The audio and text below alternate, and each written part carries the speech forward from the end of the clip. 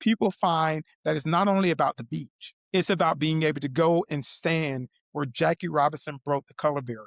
It's about the ability to go and stand on the campus, walk through the house, see the grave where Dr. Mary McLeod Bethune in 1904, a Black female, started school with 5 little girls, faith in God and $1.50, where she was, cutting up pencils, putting them in berries for her students to write, where she had, lighting matches and putting them on the top of a stick to burn to have light. So that's why people want to be here. They want to come to the Daytona 500 and be able to see racing, the World Series, the championship, the Super Bowl of NASCAR. Yeah. Okay, the Jentry Podcast. I know that you will be loving it. We here to break it down so that you start to understand your local government. Who are the leaders? Time to get active, do something about it. Dealing with jobs, the workforce, and affordable housing. Motivate and inspire. Elevate, take it higher. For the next generation. Knowledge is power for your community. Giving you the info that you really need. Time to make a change and a difference. Tune in, don't miss it. It's the Jentry. The Jentry Podcast. The Jentry Podcast. Making a change, switching it up. Hello, and welcome to the Jentry Podcast. Today, we have an incredible guest. I'm your host, Jonathan Mason, and with me today, we have Deric C. Feacher, who is the city manager and chief administrator of Daytona Beach, Florida. I am truly excited to get into his background and to get into Daytona Beach. I'll just say this first. He has one of the more well-rounded experiences in municipal government. He has seen a lot of different places and done it in the hands-on fashion. So before I get too deep into your background and steal your thunder, Deric, how are you doing today? Hey, I'm doing great. We're in Daytona Beach right now, although it's not sunny out like I wish. There's a lot happening, and I'm just delighted to have the chance to sit on your podcast. The pleasure is all mine, and yeah, I was jealous of that Daytona Beach weather. It's nothing that beats it. But before we get into that, I have to just ask, what is the special sauce? What makes Daytona Beach the best place to live in the United States? Well, you can't find a community like this everywhere. There are parts of our city that people enjoy this destination, but it truly is a place where you can get a quality education, quality place to live, a quality job. We do have some of the same issues that other destinations like us have in regards to spring breakers coming into our area, potential for criminal activities. But what is so significant is that you get all you want in this community. You can go from a pre-K to a PhD or an MD at one of our 6 colleges and universities. You got the historical aspect of the barrier breaking, Major League Baseball with Jackie Robinson Ballpark, where he broke the color barrier. You got the home of Dr. Mary McLeod Bethune, who represents the state of Florida, and Statuary Hall in Washington, D.C., who was the first leader of a Black cabinet for the United States president of the. And so it's just so much here in regards to large companies to small companies, Fortune 500 companies, $1 billion enterprises from NASCAR, the home of speed, is here at Daytona 500, the Rolex, Brown & Brown, and the top 5 insurance companies in the rural. We're home to the Amazons, the Trader Joe's, the Sprouts, major shopping centers, outlets. It's just all here in Daytona Beach. That's incredible. One thing that stuck out was preschool to PhD. That's a beautiful thing. Yeah, it's great, man. I have a young son right now, and just thinking of him being able to go from preschool all the way up to getting his PhD. That's a beautiful thing to stay in your hometown, and the breadth of things that you said, names that we all know, Daytona 500, Amazon, Sprouts, Trader Joe's, you name it, all in Daytona Beach. And then the history. That was one of the things that really struck me when we first had our first conversation, how much history is down there. And while we're on history, I always say you can learn so much about a community when actually taking a look at their leaders. So let's get into it.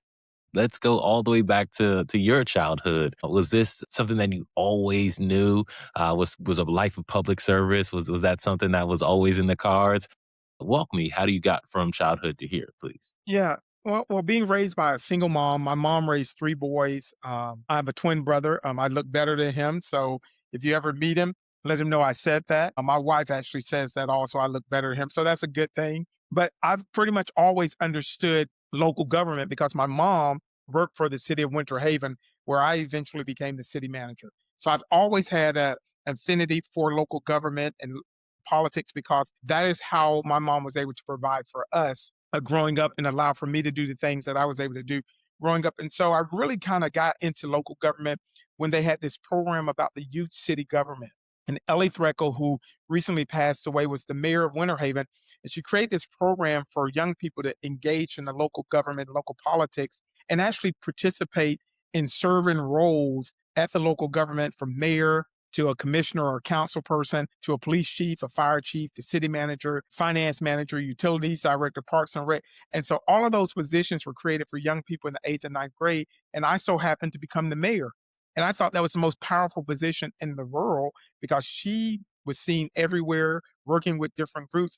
And as I got in college, I realized that in some smaller cities where you have a strong mayoral system or a weak mayoral system, as we call it, that the city manager actually ran the day-to-day operations and made the money. So I knew right then in high school when learning the difference, well, I was like, I want to make some money. And so in larger cities like the New Yorks, the Chicagos, the Orlandos, the Atlantas, they have full-time mayors who are actually also the chief administrator, but hire like a chief of staff. And so in my role as city manager, I'm the chief administrative officer for this, $380 million budget city, 1,000 plus employees. But so I knew that I wanted to be in that role. And so I just worked my way through the process of going to high school and college and getting a degree in political science. And right after graduating from high school or from college, I went to work briefly, very briefly for Kaiser University in a governmental and community relations role, trying to get people to go to college and universities and build relationships with the local government. And then got a call because my grandfather had passed away and they were trying to move my grandmother to Winter Haven. And so I knew I needed to leave the area and go back home and help with moving my grandmother to Winter. And I got a job working in Parks and Rec, running a facility, and worked my way up through local government where I eventually became the city manager of my hometown. But in that process of going through that, I told the city manager at the time I wanted his job. And because he asked how long if I was going to be here. And I said that if I stay here, my ultimate goal is to take your job from you. So he created this internship program, promoted me to start overseeing all communications and technology and going through this process of trying my best to learn the very fabric of the organization in which I work for. So I did all the jobs. I mean, it wasn't an internship sitting in an office every day reading on materials. Actually, put myself into positions of what does a garbage man do by picking up trash, riding on the back of a garbage can. Now, when this happened, it wasn't the electric arm that comes out, grabs the garbage can, pulls it, and you hit a button and it keeps going. It was me getting on the back of a truck, holding on, riding, getting off, putting the garbage container on the lift, hit the button and it flips in, pulls out, getting back off. So I probably lost 20, 30 pounds. And so I did that, and then going to the point of working in lift stations, working with landscape services where we're pulling out weeds out of the landscape areas, or we're cutting grass at the baseball diamonds, or we're, painting buildings and things of that nature. So my work really was intense, but I still had to do my communications and marketing job. And so it kind of helped me with different entities because as I moved up in the ranks, and the primary one I know is when we were in union negotiations. And some of these new employees that did not know me from the 14 years of working in Winter Haven, they were saying that, oh, he doesn't know what we have to deal with. This is not working. And many of the union leadership says, oh, he knows. Because when he came to our department for a month, he did not sit in an office.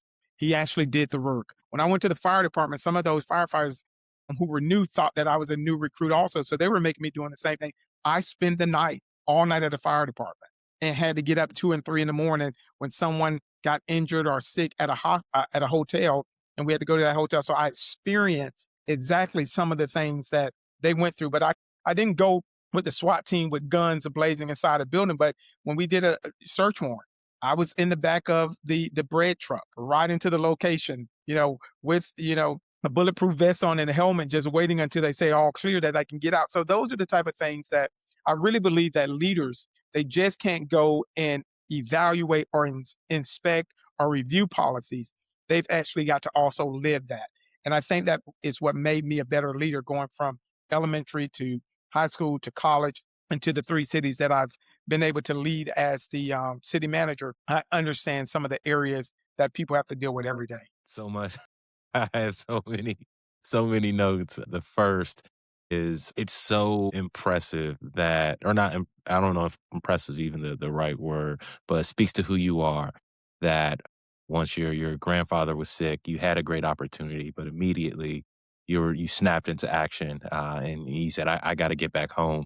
I'll figure out the job situation, whatever comes with that later, but I have to get home," and that speaks to your heart. And then I I wanted to highlight it because I hope that more leaders would be like this, truly understanding the breadth of what it takes for the employees that you actually lead. If you take this into to other lines of business, the CEO should know what his employees are doing on the corporate side and really take to understand. And I think by understanding and speaking to the people that are your frontline workers, you can actually create better solutions. You can figure out ways to get around issues because you actually have that experience, and then you're actually talking to the people that are doing it. So I'm sure those new members were very surprised, but they held it with a level of respect when they found out in those union meetings that you had actually done the work. And then one And it other helps. thing, yeah, yeah, I'm sure it helped the negotiation. It helped. And then the last thing I just have to say, and this is more for the viewers. I've heard time and time again how these merit programs for high school students have sparked. I can literally think of three different people that are leading cities to this day, and it comes from those programs. So I'm so glad to hear another person. That their willingness to live in public service came from that because it's so important, and I hope the leaders watching will take to that. But I'd love to now jump into Daytona Beach. Um, I don't know where you guys are, if you have a comprehensive plan that is sunset or close to sunsetting, or if you started a new comprehensive plan.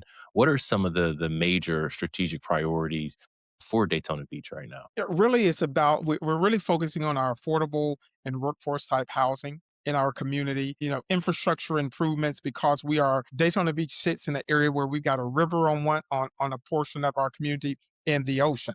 And so we've got to really focus on the whole infrastructure, density of housing, what's our priorities as a community. And so when you really look at the infrastructure improvement and affordability, workforce and housing is essential right now. We're really trying to create the destination for not only high end jobs but the workforce housing jobs. We don't want that brain drain to take place. We got 44,000 college students in a 3 mile radius, and we have to make sure that the jobs are here, the housing is here, and the economic development that's needed to keep them from leaving. When you think about having Emory Aeronautical University, which we call it the Harvard of the sky because it is the top notch individuals who want to be pilots or engineers or in our area. You've got the Bethune Cookman University with the number 4 nursing program in the state of Florida and in the country with historically black colleges and universities. So we don't want those students to leave. So when we look at what we do as a city with comprehensive plans, with our strategies, our goals and priorities, those are the key areas that we're looking at improving for our community. We don't want to overpopulate our community or, take away the green space that is needed. We want people to have access to all of that. And so when you look at the comprehensive plan that we continue to evaluate through our planning department, our planning board, and our elected officials, really they're looking at making sure from an infrastructure improvement that deals with flooding in our community and housing is some of the primary responsibilities that they're looking at and are putting on us to as we look at updating comprehensive plans that we keep those in the forefront. Wow. That is so important across the United States. We always hear that there's a housing crisis, but one thing I've learned speaking to municipal leaders, that takes shape so differently. Now, you said workforce housing and affordable housing is kind of at the forefront right now. I'm going to ask a tough question. What do you think are, okay, first part, what of the housing stock may be missing? Is this looking for more multifamily? Are you looking for more single family? Are you looking for, We have a large influx of multifamily here in our community because we got a lot of college students, and there are some people who want to have the multifamily because they don't want the responsibilities of maintaining a single family home. They want the pool in the clubhouse. They want someone they can use an app to have someone come change out the filters. What we're missing is that middle. We're truly missing the middle here of the workforce, people who want to start a family and not be able to afford the family, afford to purchase the home. But we have a large influx of multifamily homes and single family homes coming in our area. And so we're at that middle thing where you've got a college student that could really purchase a home and start a family that we're missing out. So the cost of housing may be too much for some people, or is not the right stock or appropriate stock for them. And so that's the thing that we're looking at. Affordability is the key. The stock here for housing is coming. I mean, to be honest, sometimes I say, can people stop coming to Daytona Beach? Because prime example, we've got Margaritaville here, where we've got a lot of people that came from out of the state of Florida that, may have sold their homes in California and sold their homes in New York or Texas. And the cost of the accommodations here may be a little bit less. So they're able to get a larger piece of property in our area. And so that middle is what we're looking for to make sure that we have it. But high-end apartments are needed here because you've got students who are paying, 40, 50, 60, 70, $80,000 to go to school or to a university and going to make a lot of money in our area. They want a high-end accommodation.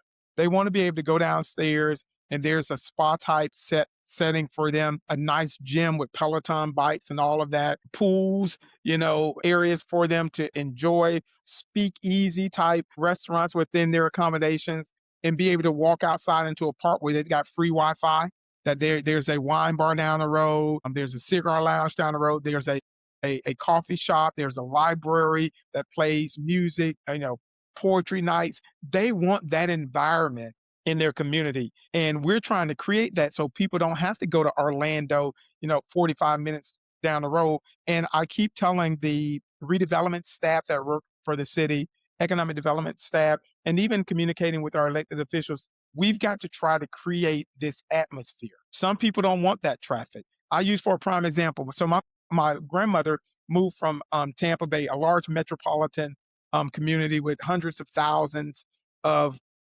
residents, millions almost, surrounding it, where you got football, you got major football programs like Tampa Bay Bucks, you've got ice hockey, Tampa Bay Lightning, and all of the restaurants, all of the stores. And she comes to a community where it's, less than 50,000 residents she moves to. She likes that they don't have all of the traffic, but she misses going to her favorite restaurants that we couldn't accommodate in the Winter Haven community at the time, because the type of income for that area is not going to it didn't have the income for a Cheesecake Factory or a Morton's Steakhouse or a Tomatoes restaurant or even a Trader Joe's or a Sprouts type development. So she wanted the big city stuff, but she didn't want the crowd. And so I have to actually try to help the elected officials and the current residents of Daytona Beach be able to balance that. You want the Trader Joe's, you want the Sprouts, you want the Dillard's, the Macy's, and you want the specialty restaurants, but that's going to bring traffic also. That's going to bring a population to our community. You want to make sure that you have a diverse population in a diverse community of offerings for the community. So if you're going to have a Aldi's, you probably want a Trader Joe's. You probably want a Sprouts. If you're going to have a pizza place, you want the high end or the low end or in the middle. And so that's how we have to try to balance that whole concept in that comprehensive plan. What are we trying to create long term, and tell people, don't put on those little blinders that the horses at the Kentucky Derby are going to have. You've got to be willing to look beyond that and not just focus on your end game, because there are so many other people in this race also. We've got to try to make sure it's like that, rabbits trying to go in when they're racing, going through that one tunnel. We're all trying to get to that tunnel, but it's different people. And you have to be willing to balance that out and not just see it from your own view. Wow, that was well said.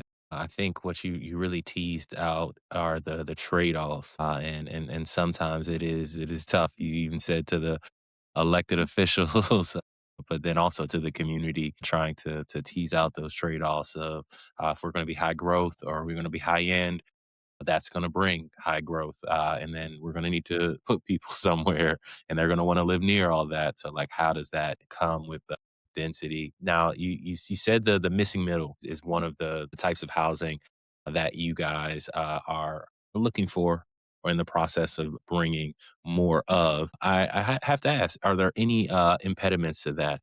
Across the nation, I've heard sometimes it's just the cost of construction. Sometimes it's a lack of land.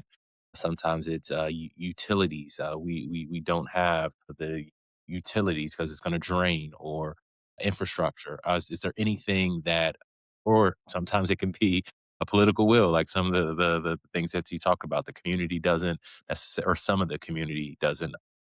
Every single thing you said is I won't say an impediment. It's the ability for us to build a bridge for us to get across. I like Because that. in everything in life, there will be in your mind, it could be an impediment or it can be an opportunity for you to become the bridge builder. I look at it from the perspective of how do I become the bridge builder to make sure, or the person that plants the tree that I may not be able to sit up under 5 to 10, 15, or 20 years from now.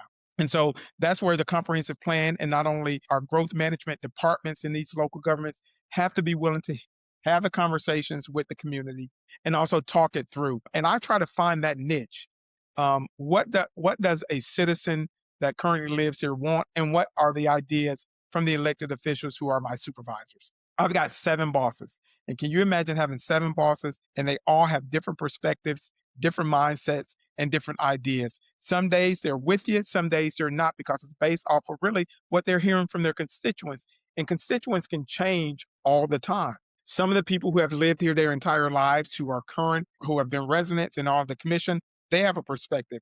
Then we have people who have come to the community and won, and they have a perspective. And so all of the things you talked about give us the opportunity to say, really, is it needed? Do we have the land? Do we have the infrastructure in place? Would this put a strain on our communities? And then we've got in here in Daytona Beach, which I know that other municipal leaders throughout the country have to deal with, we have intersections of the state, the county, and the city roads. So the city may actually be building around a county road, and the county is like, we don't have the resources to improve this road. And although you may be getting impact fees for transportation improvements, it's not enough to build a road that may need to be 4 lanes or 6 lanes, and there's only 2 lanes.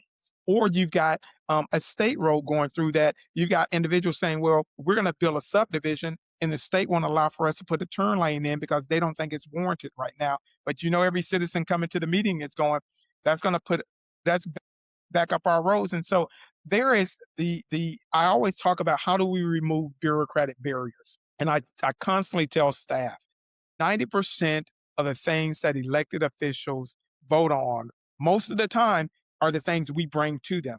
So if we keep running up against a brick wall, why do we keep taking things to our elected officials that is going to cause problems for them with their constituents? So we've got to try to find ways to alleviate the stress levels that they have to deal with and bring something that we think will help every community. And sometimes, though, you've got to do what is right based off of your expertise, your experiences, and let the commissioners make a decision. Because some people don't realize that if you can't get a development through to build, you may never get a sidewalk down this road. You may never get the road to be expanded. You may never get reclaimed water lines coming to your community if there's a big gap in, because the resources may not be coming in to be able to fund those things. And so I think you have to share that information with the current citizens and let the chips fall where they may. But at least you've provided them with the information and given them rationale why you think this is a perfect solution, and then present that to the elected body. And you're going to always have people that don't agree. The best thing about it is, and I use a personal thing, me and my wife realize we want to be together. We disagree on certain things, but in the back of our mind and in the forefront of our eyesight is that we know that we don't want this to cause us to have heartache, breakups or things like that, even though we may disagree, long as it doesn't become a problem that destroys what we've tried to build. And I think that's what we have to do with our communities as well. What is the burden it's going to put on the current residents? Can you find value in these new opportunities that will be a benefit to the people that are currently living here? I always ask the question, how long have you been in your community? Because I've heard from different individuals like, why do we keep adding all of these complexes in our communities, these apartment complexes on this road? And I say, well, 5 years ago, your development was here, so you came from somewhere. So there has to be a reasoning why in the last 5 years that we've gone from 72,000 to almost 92,000 residents, because people see this as a great community to grow, to raise their family, to learn, to work. And so we're doing something with these hubs of technology, these medical facilities where we got two or three of the major medical facilities through Halifax Health, UF Health, and Advent Health in our community that have specializations because people say this is a great place to come. Why do they keep expanding programs at these colleges and universities? Because people want to be to this area and they're trying to tap into all these new degrees and bring people to our community. Why do people keep coming to our beach? It may not be the best beach in America. People hear our tagline about the world's most famous beach, but people find that it's not only about the beach. It's about being able to go and stand where Jackie Robinson broke the color barrier. It's about the ability to go and stand on the campus, walk through the house, see the grave where Dr. Mary McLeod Bethune in 1904, a Black female, started school with five little girls, faith in God and $1.50, where she was, cutting up pencils, putting them in berries for her students to write, where she had, lighting matches and putting them on the top of a stick to burn to have light. So that's why people want to be here. They want to come to the Daytona 500 and be able to see racing, the World Series, the championship, the Super Bowl of NASCAR. And so when you think about this community and people asking how we're going to deal with that, there is so much history, so much opportunities in Daytona Beach that people just don't realize. And sometimes us as residents who live here talk about, oh, it's nothing to do. I don't like this. Y'all are tearing up this. Y'all should do this. And we still have people wanting to come here. And I often tell the current residents, if we can take our blinders off, yes, there are going to be issues, there are going to be concerns, there are going to be problems. But if we can try to look at stuff through a positive lens, you'll start seeing that there are more great things here in our community than there are bad. Because we do have challenges. There are things that we have to update, things that we have to do. There's conflicts and controversy. And I have to tell some of our staff members when people say, why do they treat you like this? Or why do they say this about the city? I said, it's going to always happen. Our goal is try to be responsive to our elected bodies, to their policies, their goals and objectives, and implement them, even at times when we may not agree with them. But if a majority say this is the direction they want to go, we go that direction as long as it's not breaking any laws. And if it doesn't line up with our, integrity, our values, and our moral character, we have to make a decision as an individual to say we want to go do something else. But as long as it's not illegal and it lines up with proper procedures, go that direction and let's try to make it happen to get more people. If they're not coming to stay here, we want them to come visit because we always want to take anyone's money to make this community a better place. Wow. I love what you said there. And the through line that I heard was building a bridge, whether it's building a bridge between people that want the community to look one way, but it potentially may have to look another way, or building a bridge between staff and the elected body. So that brings me to my last question before we get into some fun games. Well, I thought we You got almost. But just could you give maybe an example of just maybe either a development or something that made you proud and wasn't as easy, and maybe some of those issues that I stated, either infrastructure, the community, and you had to build a bridge to get to that endpoint. I'd love to hear maybe just one example of that big bridge. Yeah. Let me give you two, if possible. I've been here about 5 years, and they were working on a project, the Esplanade, which downtown Daytona Beach, very public and private partnership. And what I like about what I see in this community, that this community is really a bridge building type community, where people had to talk with citizens who did not agree with allowing for a private individual to pretty much take over the front porch of the city, which is a park in downtown, but it's called the Esplanade, where you've got a multimillionaire and businessman that could have moved his company anywhere in the country or the rural that invested in our downtown. And the city, people, we still, for the past 4 years, we've been invested more into this park, into the downtown core, where we got residents who don't believe it's right. But then we start building the bridge and they start seeing the value of what it did for our downtown core to give resources for that. Investing in Jackie Robinson Ballpark.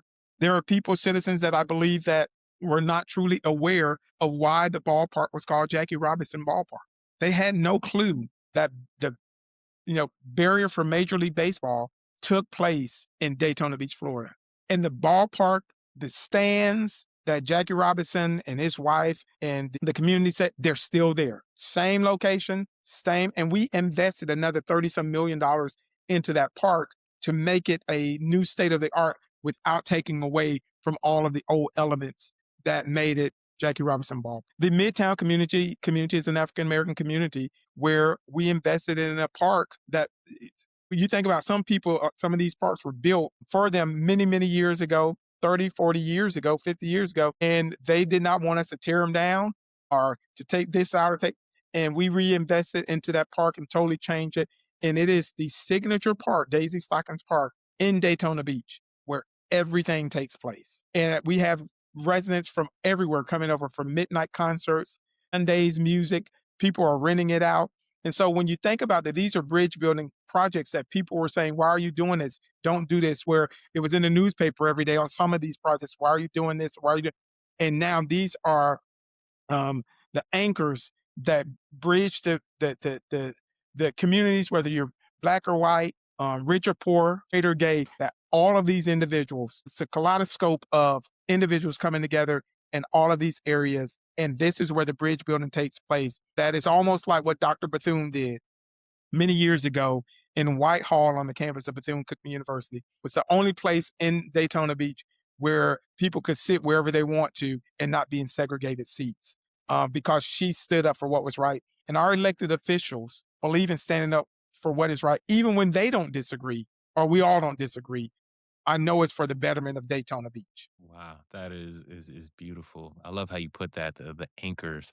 While you were speaking, I was kind of thinking almost like the heartbeat in a sense, because they're like everybody like is coalescing together around these important points. So that definitely speaks to the bridge building that you, your staff, and the elected officials have been able to, and the community have been able to create. So now we are into the fun part. These are our last chance games, and that comes from improv. So it's quick, yes, and you just say what first comes to your mind. So I'll ask 3 questions, and then you say the answer, and then I'll come back. So if you want to change it, switch it, or cancel it out, you can do so.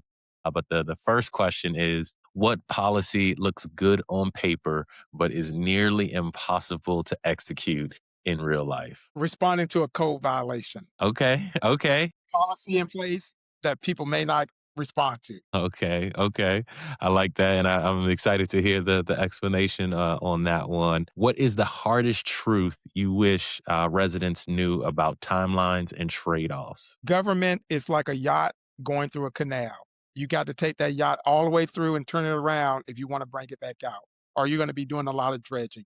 It doesn't happen instantly. It's a yacht going through a canal, and you know how a canal is compared to a major yacht. I love I love that one. So the last one of this group, what is the biggest long-term risk that you can't attack in a 2-year or 4-year election cycle? Oh, a candidate being able to do everything they promised to do, not realizing what's all at stake on the promise they may be making. I'm excited for this explanation. So let's start from the beginning. Almost impossible policy to execute. Do you want to elaborate on that one a little bit more? So we put a bunch of codes and ordinances on the book without truly understand the magnitude of what we put on. I'll use for an example, we want to do ADUs, adding an ADU to a property. So what happens when you add an ADU to a property and it's in a neighborhood and you're bringing in a mother-in-law, like say my mom. My mom still wants to drive. My mom still wants to go to the grocery store, go out and have a good time. I bring my mom to the ADU. She may still want to be sitting at home all day playing music and stuff. And so you realizing that you may say this is an area for ADUs, but what happens when every single home on that street, which is an older community that may have a one-car garage, but you got 4 people living in the house. Your kids are in middle school now. They're going to be in high school, so they're going to want a car. Everybody may want a car. So we say, hey, let's do this. This will help with affordable housing. But you create these ADUs in certain areas where eventually it may become a problem, because what happens if the mom lives to 100 and not living to 80, or your kid grows up and they want a car and want a vehicle and they're coming back home. So when you look at trying to say, let's just do ADUs, make sure that you're doing them in an area that can accommodate growth as people get older or as kids grow up. But then you have the situation where people say, well, I can't move and I actually want to bring in someone to my place and build an ADU because my property line says I can do that. But how does that affect everyone else in the community where the streets may not be large enough? And so I think those are some of the things that take place where we try to implement something. Next thing you know, you got code enforcement citing everybody for blocking driveways, blocking sidewalks, blocking the roads, where you can't get an apparatus from the fire department getting through or something like that. So that is one of those codes or things or policies put in place where if you really don't focus on it or pay attention, it could be a problem 5-10 years down the road. That was a great one. I participate in tons of different conferences and forums and talking about affordable housing just to learn. And hopefully to help in some capacity. And I hear a lot about ADUs and how it does increase density, but I've yet to hear about how that affects code enforcement from the actual people that then have to go out and inspect and write these notifications. So wow, I appreciate that. That was good for even me to think about. Now you would think it before you put an ADU somewhere at these conferences, you'd be like, now what's going to happen? How does that Yeah. affect everybody else from utilities? Do you have to Hmm. expand the utilities, all of that stuff? So this is, people don't think that way through, but because I have a good relationship with some of the code staff members, they're going right now to enforce certain things that if they would have been brought in on the front end when this went before like the planning board, when it was being reviewed and discussed, they might have offered some context for certain areas that would have made them think differently. But a lot of times we're in silos so much that we don't bring the people in until after the fact. And hearing from code enforcement, what we're trying to do is you talk that through, because we're going to have, if you're already getting people cited for ADUs in the wrong locations in our city now, what happens if you start expanding them? The code officers know what they're dealing with. Or you do the Airbnbs where you think that the place says it's only accommodating 6 people, but there are 12 of us coming for a spring break from Boston, from DC, from Chicago.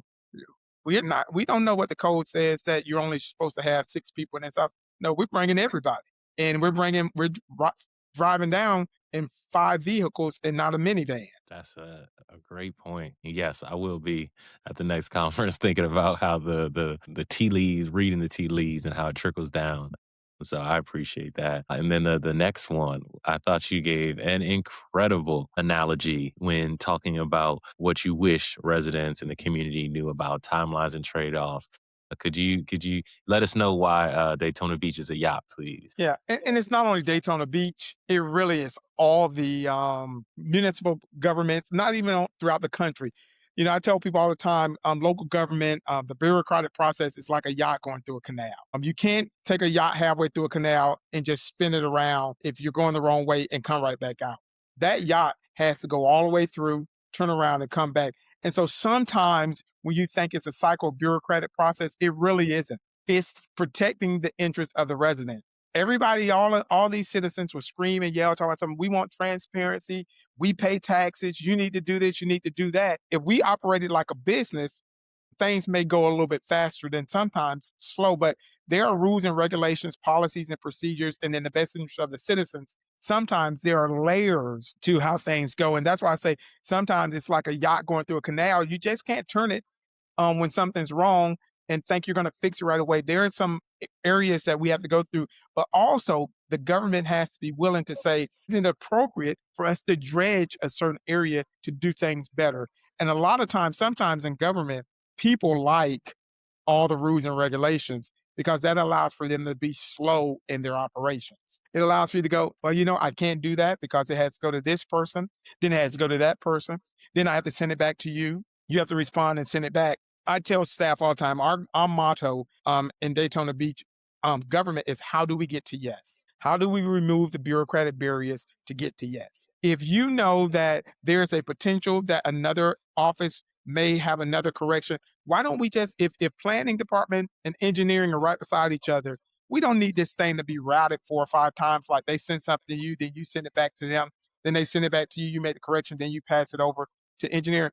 If we can actually do what we call a TRT, a technical review team, and look at that, helps us to get that yacht through that canal a little bit faster.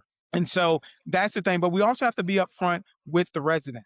And also not the resident, but the elected official who's going to get a phone call from the business owner saying, I'm losing money. They're wasting my time. Let them know what's the normal timeline and try to make sure we operate within that timeline. And if we've got extra steps, take those steps away. And so people can get through. But it's government. It is that yacht going through that canal. And I think if we're transparent and upfront with the citizens, that may help us. Some people are never going to be satisfied. There are going to be people who believe that if they bring a plan in on one day, it should instantly be turned around tomorrow. And that's not going to happen, but it's how we communicate that. And if you communicate it the right way, 90% of the people might be able to accept it. There's always going to be that 10% that no matter what, they think that their project, their item, their issue is the most important thing. There's a book, I think it's Eric Quam or how, I don't know how to pronounce his name. I think it might not be him, but it's on essentialism. What is really essential? And there are so many things in the workplace and what we deal with. I tell people all the time, is it essential for us to be having this conversation? Is this going to help us get to the next level? Or are we just going to feel good that we got something off our chest? 90% of the time, we're complaining and we're fussing about somebody, and those individuals are not even thinking about what we're talking. They have no clue we're even upset. So I tell people to find out what is essential and try to solve that problem and let everything else go by the wayside. Wow. I can appreciate that, and I like that essentialism. Now, going to the last answer, this was a hot topic, as I said, just an interesting topic that I'm sure our viewers will like. I said, what was hard to achieve in a 2-year, 4-year election cycle? And you said a lot of the talking points or the goals of elected officials once they get into the seat. Could you elaborate on that? Yeah, during election cycles, or even when you're applying for a job, like for me, applying for a job as a manager, we make a lot of promises, not knowing how those promises can be executed. And when you have 2 and 4 year election cycles, you can make a promise and it may take you 2 years for something that you promised could be done overnight when you get in to go through the process. Some people literally think that, when you're dealing with comprehensive plans or you're dealing with resolutions or ordinances, depending on the time frame, some of those may take 2 or 3 or 4 meetings. They may have to go through the planning commission. They may have to go through a review board. Then they may have to have a first reading of the commission. Then it'll be 2 weeks later if you got every 2 weeks a meeting, or if it's once a month, maybe a whole nother month. But you've made promises that I'm going to make sure that your water bills go down. So if we cut the water bills and you've got bonding issues that you've dealt with to bond for major improvements, how are you going to do that when you've got to collect so much revenue to pay the bond back? Or you're saying that you're going to make sure that all streets get paved in this neighborhood, not realizing that all streets are not owned by the local government. Or you're saying that you're going to deal with this one house that has a code violation that it didn't rise to the level of a nuisance in the community where the city can actually shut it down. And you've got to give people, not realizing that there are state laws, national laws, and city ordinances that say you've got to allow the person to have 30 days to come into compliance. And after that, it has to come back to a special magistrate or a code board. Then that magistrate has to make a decision that you don't get to make because how it's set up. So that's the key where it's hard for a person that they can get in with all of the fire and the vigor and vitality of wanting to make an impact. but go at it the wrong way, not knowing that there are procedures that take place. And so those are the things that take place in election cycles.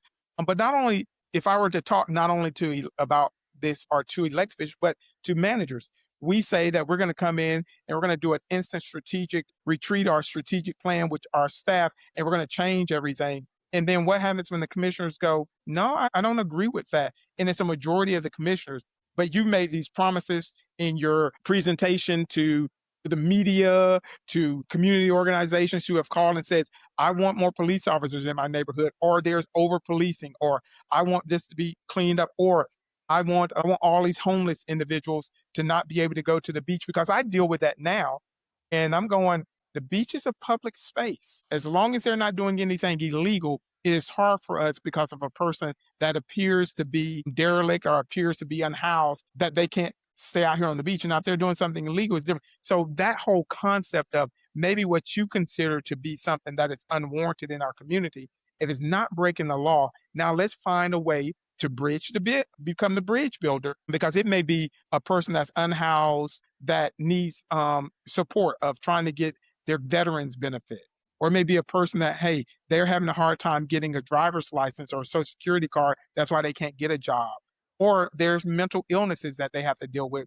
And if there are individuals who just don't want to be, there are people who have no desire to live in a house. And so we have to find a way to deal with those individuals, to not give them just a handout, but to give them a hand up. And so often we hear, and I continually to hear from not only elected officials, co-workers, but the community, how do we deal with people who are panhandling on the streets? And the Supreme Court, I think, has said that panhandling is not a crime. It's a crime when a person impedes traffic. Or how do we stop people, from riding on a bicycle on a sidewalk? The police, they warn them and say you shouldn't, but we can't criminalize everything, because the sheriff is not going to want to just keep putting the same person in jail for riding a bicycle, because there's an associated cost. And there's associated cost for our staff, our police department, to take that bicycle, take the person to, DeLand, which is another city within our county, to the police station. So that's the whole concept of people making promises of things they want to change without understanding what's all involved. And it can become a problem if you are every 2 years or every 4 years, because people will start saying, you lied to us, when really they didn't lie. It was really about they had to come in and work within the system, but they still have that same passion and desire to improve crime, quality of life, clean streets, homelessness, workforce housing, affordable housing, infrastructure improvements. But it's a process that we have to go through. And sometimes citizens don't want to hear that process, even though it's a requirement. Wow. Yeah, there's a lot. And I appreciated that you both talked about elected officials and then also managers, and then how sometimes the suggestions or the goals come from the community, but they may not be realistic, or there may be associated costs. So I appreciate you teasing that out. Eric, this has been an incredible interview. I appreciate you taking the time to speak with us today. But before we close out, I'd love to give you an opportunity to share anything to the viewers on your last thoughts, anything about yourself or about Daytona Beach that we should know. Yeah. Public service is a honorable profession. Being engaged in the political process is necessary for creating a country, a state, a county, and a city that is dedicated to improving the quality of life for its residents. There are times in government where we have social media activists, keyboard warriors that can sometimes cause us in our roles of public servants to feel underappreciated, sometimes demeaned. But if you keep your focus on the ultimate goal of helping to transform the very fabrics of your communities, you can go a long way. And I've been dedicated to doing, since I'm here with 6 colleges and universities, talking to these young people about the importance of engaging in the process. We can't get mad with what happens at the federal, state, and local levels that disappoint us and walk away. We've got to stay engaged, and we got to continue to advocate for the best interests of the people in our communities who we love, who we support, and realize that no matter how many no's you get, you got to keep pushing forward. And I am focused on trying to help, I call it the hip hop generation, that young generation that, they're listening to all of the different rappers, R&B singers, pop artists that, they're just having a good time, not realizing that you may not be able to have a good time if there are not people in office or in positions looking out for the betterment of the community. And so when I say that hip hop generation, I'm looking for those high school students, those college students, and even some in our age bracket who still like to listen to Chance the Rapper or something like that to stay engaged in a political process because they truly matter. And our children, grandchildren, godchildren, nieces, nephews, our friends' children, they matter. And we need to do a better job and create a better world for all of them and plant a seed in the ground for a tree that we may never be able to sit up on. I love that, planting the seed for the tree for the future. And I think that's an incredible way to end this episode. Deric, I appreciate your time. I appreciate the knowledge that you've shared. And from everyone here at Gentry, I'd like to say thank you. And then for the viewers, we appreciate you so much. I hope you gained something from this. I hope this inspired you to inspire the next generation and do what you can for the next generation. So again, I'm your host, Jonathan Mason. And with me today was Deric C. Feacher, who is the city manager and chief administrative officer of Daytona Beach, Florida. Thank you and have a great day.